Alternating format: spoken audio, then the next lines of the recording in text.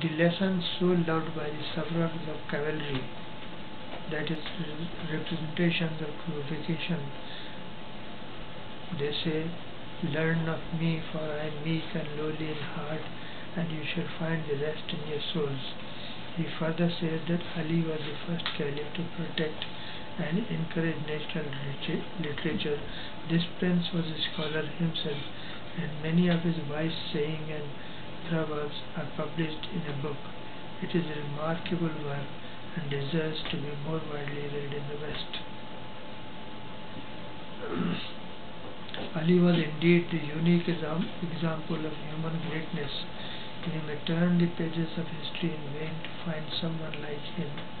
The English translator of Najul Balagha says, "A word cannot quote an example other than that of Imam Ali, of a first-class warrior and a marshal, who is also a philosopher and moralist, and a great teacher of religious principles and theology.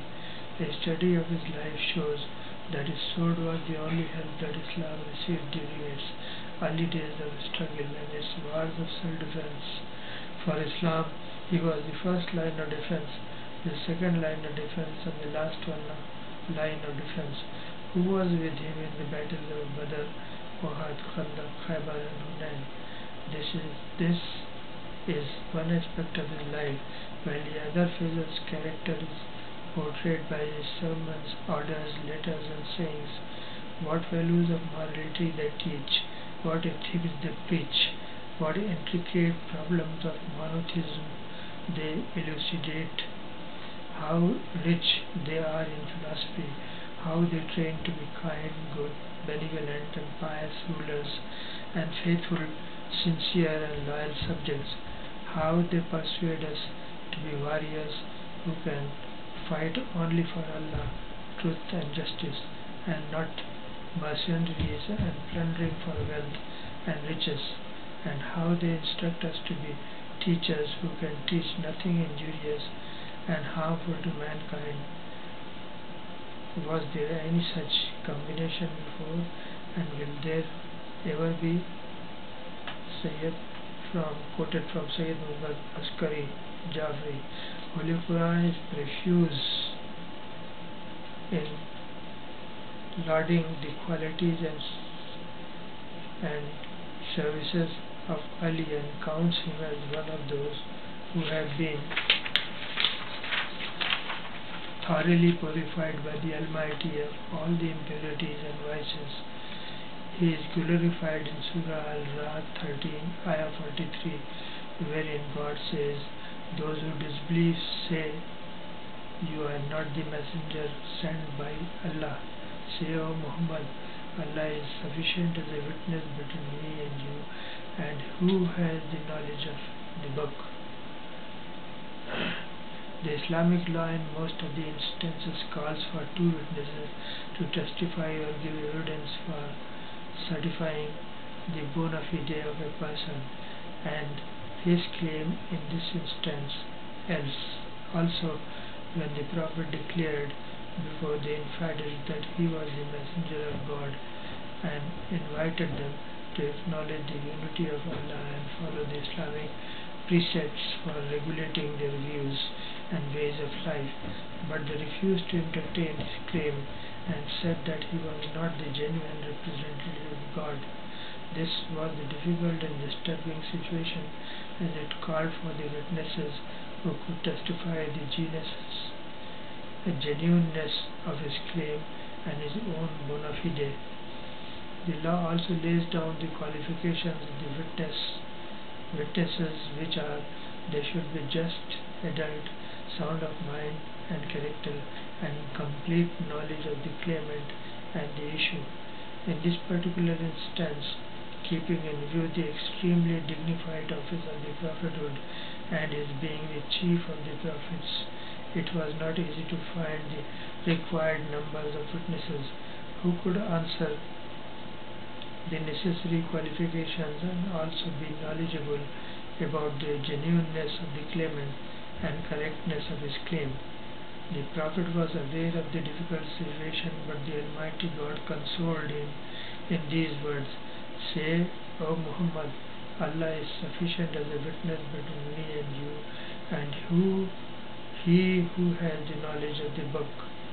Here Allah has provided the required number of witnesses with necessary qualifications, and in doing so has bestowed a unique honor on Ali by naming him as a witness along with him for verifying the claim and bona fide of the Prophet.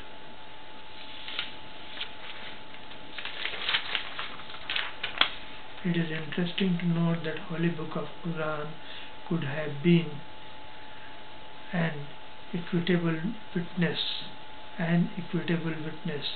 but it was not chosen because of being dumb, that is, unable to answer questions and stand cross-examination, but really having its complete knowledge with the advantage of his speech. That was Quran and Natiq. They speak Quran was chosen as the second witness. The event also proves that the Holy Book of Quran by itself can neither stand as a witness nor provide the guidance to faithfuls for observing the Islamic stipulations unless held by those who are endowed with its complete knowledge. Ali himself was very proud of this revelation and always regarded it as the greatest honor which the Lord bestowed on him. The Holy Prophet, who according to Surah An-Najm, Ayah 1-4, spoke only as per the dictates of divine revelations, has lauded Ali on a number of occasions in acknowledgement of his great services to Islam. Such acclamations prove that the Prophet held him in greatest esteem and always regarded him as someone who was closest to him. Some of the references are: on the occasion of the feast of Zulashira, he said, "Behold my brother, my Wazir, hear him and obey him." When establishing the ties of brotherhood between migrants and locals of Medina, "Ali, you are my brother in this world," and he said, "Ali, you are my brother in this world and hereafter." On the feats of unparalleled bravery in the Battle of Uhud, he said, "La Fatah illa Ali, la Sayf illa Zulfiqar." War of Khandaq ditch, when answering the challenge of Umar ibn Abdul, he said, "The whole faith is going to confront the whole of infidelity." On vanquishing Umar ibn Abdul, the single blow of Ali, he said, "The single blow of Ali on the day of Khandaq is worth more than the worships of all the creations put together." In the Battle of Khaybar, after two unsuccessful and disastrous attempts by Abu Bakr and Umar, the Prophet declared,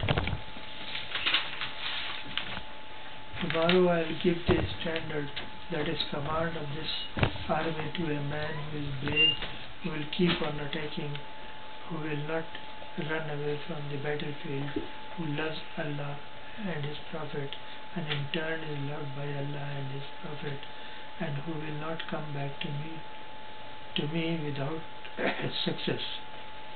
After the conquest of Khaybar, the Prophet embraced him and said, "Ali, had I not been afraid that the Muslims would start regarding you as the Christians regard the Christ, I would have said things about you which would have made the Muslims venerate you and to consider the dust of your feet as something worth venerating.